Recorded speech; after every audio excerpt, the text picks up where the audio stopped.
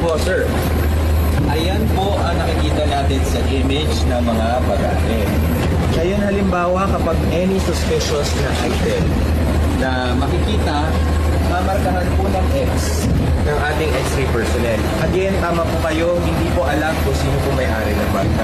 So, base lang po base dito. lang dito sa nakita nila, lalagyan nila ng marka ng X. Opo. So, hindi ka sinisingle out. Hindi po. Dahil wala silang idea kung sino may-ari nito mga baleta na to. Base lang po talaga sa images na nakikita natin, entry po ang ating mga dinideploy na X-ray Inspection Project personnel.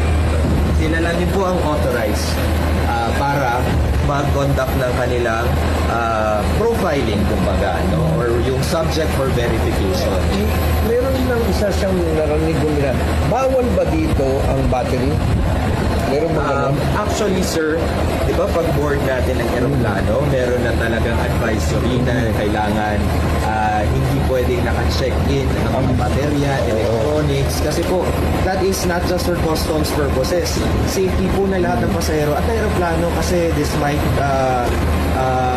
siguro baka mag-contract or anuman sa heat or temperature changes ng cargo hold ng aircraft. So this is a policy outside of customs. So, hand carried mo dapat. Hand carried mo dapat, no? Saka ngayon po in our international airports, di ba pinapasegregate na po, no? Ang lahat ng electronics, kailangan ilabas yung ano, kasi para nga po for the batteries and kung ano yung mga sources of power ng mga devices, nakikita ng ating mga Ito, kagaya nito. Buting malaki. yan po, no? So kapag ganyan, we will have to see if that is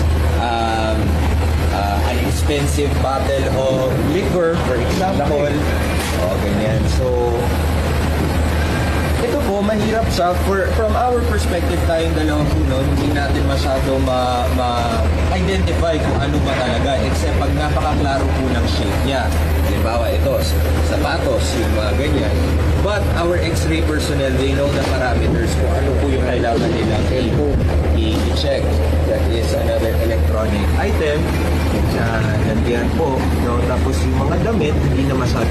Ano ba ang ating talagang kailangan i-check? No? Para hindi naman masyado magulo na lahat na lang na ay pinaflag natin na suspicious. Nakikita po natin dito sa machine, iba po ang kulay na lumalabas sa mga precious metals. Kasi meron po talaga nagpapasok ng ahas at hindi nagbabayad ng buwis.